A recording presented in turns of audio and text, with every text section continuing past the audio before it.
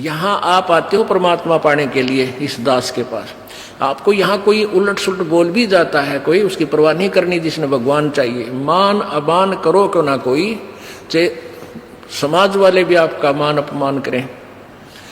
और मम संत शरण जगत जान छोई, यानी यहाँ थोड़ी सी अपने अपने विचारों में भी अंतर होता है। ये परम संत पूर्ण परमात्मा के विचार हैं और वो तुलसीदास के एक व्यवहारिक विचार हैं।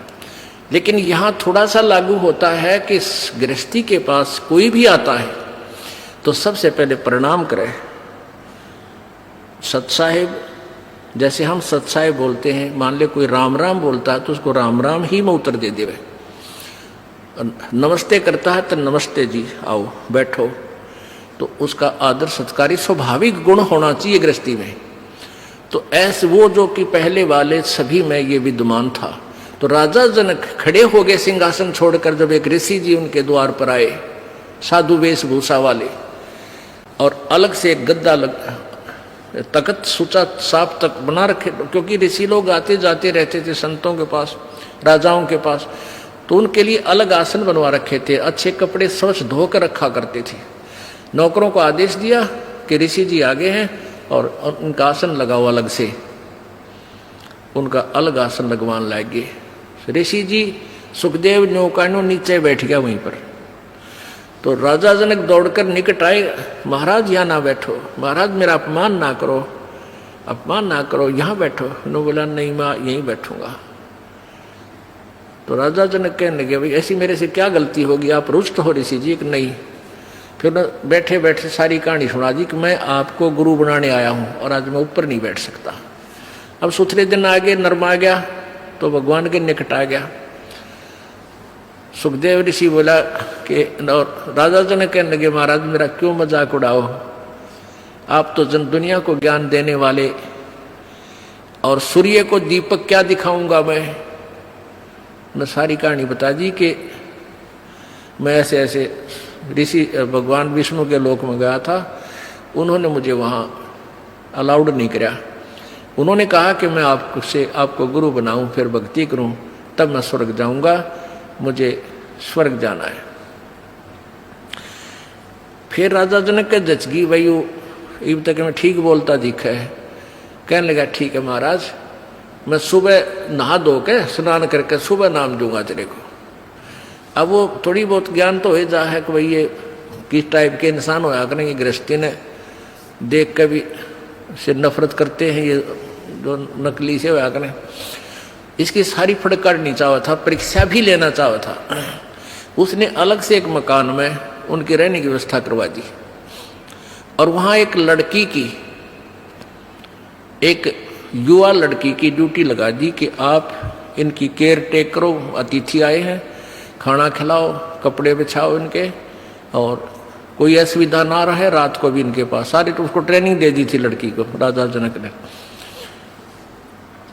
अब सुखदेव ऋषि अपना आसन पर लेट गया, खाट पे चारपाई पर जो तख्त लगा रखा था।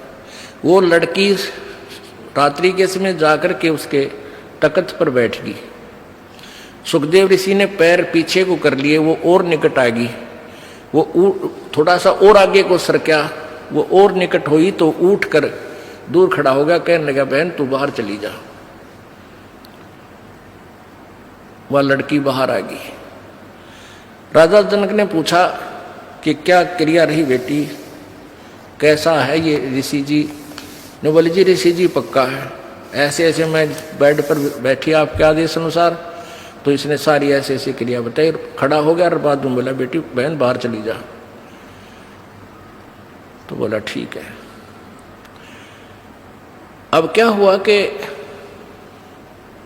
वो उसका नीचे बिछा दिया कपड़ा, जैसे दरी वरी जो बिछा, वो बैठ गया भगत की तरह और कहने लगे बैठ जा ऋषि जी, अब मैं तुझे उपदेश दूंगा, पहले मैं नहा लूं, स्नान कर लेता हूं। अब गरीबदास जी ने अपनी वाणी में लिखा है कि राजा जनक के हजारों की संख्या में रानियां थी, पत्नी थी। उनमें से एक पटरानी होती है, जो सबसे पहले जो शादी की जाती है उसको पटरानी बोलते हैं, मुख्य पत्नी।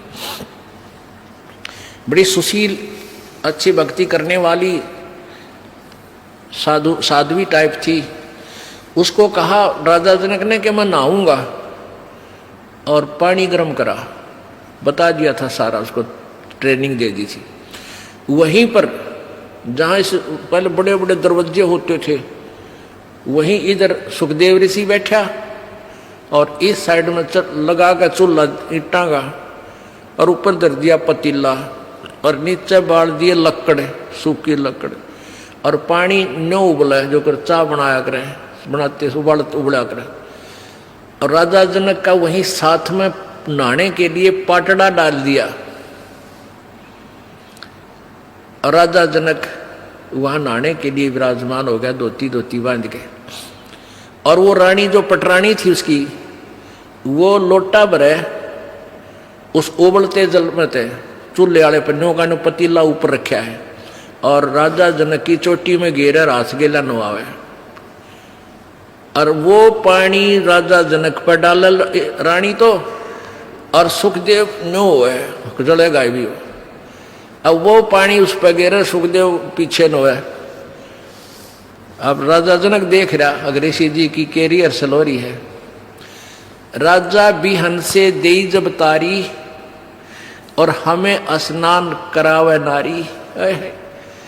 राजा हंसा, और जब वो न्योकड़ू है ना, तब राजा ने कहा कि सुखदेव ऋषि आप एक बार व्यास के बेटे, तो अपने आप को ऋषि माने फिर था, बाल ब्रह्मचारी कहे था, और हम तो गृहस्थी हैं बाल। और आज जो मेरे नहाने के बाद जो पानी गटर में जा रहा है, जो नाली के अंदर से पानी बह रहा है, तो इसमें हाथ दे दे व्यास के बेटा, जब जानो तो किसा भगत है, अपने आप में ऋषि बना फिर था।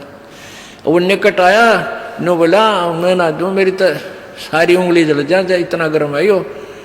मैं इस नहाने के बाद जो जल जाता है वो 50% कम हो जाता है गर्म, और उसके बाद भी नो कहे मैं ना दूं, मैं सारा जल जाऊं, दूर बैठ गया जाके। तब राजा भी हंसा, जोरता हंसा, और ताली बजाई, नो हथेली पीटी, और हमें स्नान करावे नारी। अरे तू इतनी दूर तो जलन हो रही है, नवावे जिसने तू एक हे मान रहा था अपनी दृष्टि में, औरत तो देखनी भी नहीं, शकल भी नहीं देखनी, अरे यह तेरे से अच्छी भक्ति करे, इसके हाथ भी ना जलते। और ऐसा योग कमाया पूता, बेटा यो के इतना भक्ति करी, के साधना की, और क्या हुआ जो इंद्री धूता। अरे इस क्या हो गया, तन इंद्रियों को काबू करने की चेष्टा कर रही है, इनके खच्चम खच्चा हो रहा। इंद्री कर्म लगाओ किसके, जैसे जिव्या लेप नहीं मधुरस के। नालाकि इस इंद्रियां का के दोष है भाई, इन तू रोके बैठा, अब जीभ के शहद लगा दे, 1 सेकंड में टेस्ट करके नीचे न कर देगी, जीभ का निशान भी ना पाओ मत होगा। तो इंद्रियां का कर्म नहीं लगे, तेरे मन के कर्म लगेंगे, और मन में दोष आए बिना रह नहीं सकता बेटा, ते तो कितनी बात बना दे। या वो भी जान गया भाई मन तो दुष्ट है, तो 1 मिनट में करा के बूंदी सोच जा, फिर सेकंड में कुछ और सोच ले। तो कहते हैं इंद्री कर्म लगाओगे किसके, जिव्या लेप नहीं बदुरस के। काफी ज्ञान दिया, फिर समझाया उसको। फिर क्या बताया कि रात्रि के समय ये लड़की तेरे बेड पर बैठी, और तेरी क्या स्थिति थी, क्यों डर गया, या कोई खावत थी तेरे को, तेरे में ज्ञान नहीं, विवेक नहीं, अब तू आत्म तत्व में भी नहीं है, परमात्मा के निकट कहाँ, तो बहुत देर की बात है। योगी पुरुष आत्म तत्व में आ जाते हैं, स्त्री और पुरुष की आत्मा में उन्हें भिन्नता नजर नहीं आती। अगर तू थोड़ा बहुत आत्म तत्व में भी आ रहा होता, तो भी तेरे अंदर ये शुक्र पैदा ना होती, और बैठ जाता, कहता जा बेटी बैठ, आओ भाई बैठो, बात परमात्मा की चर्चा शुरू करता, उसको ज्ञान सुनाने लग जाता। अब पे दोष खत्म था, तेरे अंदर दोष था, इसलिए तू सुकड़ा इस तरह। एक बार सांग देखने चले गए 2 जने, एक तो पहले जाता था, एक पहली बार गया था, और वो लड़के उस समय लड़कियों का ही रोल बना के और मेल फीमेल का रोल करा करते हैं। तो नाच रहे थे, कोई गा रहा था, अच्छे सुसज्जित कपड़े मेकअप कर रखी थी। तो पहली बार जो लड़का गया था वो लोग कहे दूसरे, देख के सुंदर लड़की, देख किसा बढ़िया नाच है, और दूसरा बोला लड़की को ना, यो लड़का है, उसका ना जच्चिया बात है ना, तने नहीं बेरा। वो फिर शाम के समय जब वो वहाँ अपना स्वांग करके, वो ड्रामा पूरा करके, जब जहाँ वो रुके थे किसी चौपाल में वहाँ गए, वो पहले जो सत्संग सुन जिसने वो सांग देख रखे थे वो अपने साथी को लेकर वहाँ चला गया। किसको? जो पहली बार गया था। कहाँ? जहाँ वो रुके हुए थे, उनके साथ साथ चले गए। उन बच्चों ने जाते ही वो सारा मेकअप उतार के, कपड़े निकाल के न्यारे न्यारे टांग दिए, और वो लड़के नो के नो कच्चे कच्चे में खड़े। तब उसका यकीन हुआ, जो पहली बार सांग देखने गया था, अगर तो छोरे थे, छोरी कोई ना थी। अब अगले दिन जब वो सांग देखने गया, वो नाचा भी था वो लड़का, और लड़की का मेकअप भी था, पर उसने लड़की नजर नहीं आई थी, वो लड़का दिखा था।